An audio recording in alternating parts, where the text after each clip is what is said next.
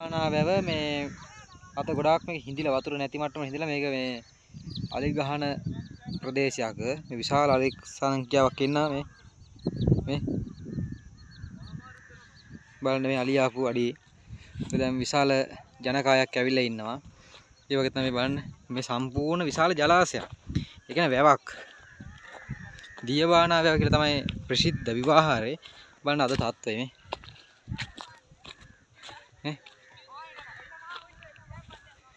බලන්න කට්ටිය ඇවිල්ලා මේ. එතකොට මේ තමයි ජලාශයේ තැන් තැන් වල තින්දිච්ච මේ කියන්නේ වතුර පීරිච්ච ස්ථාන.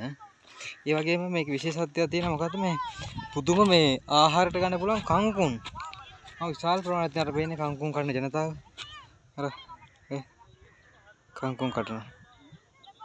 මේ කංකුන් මුකුණු වැන්න.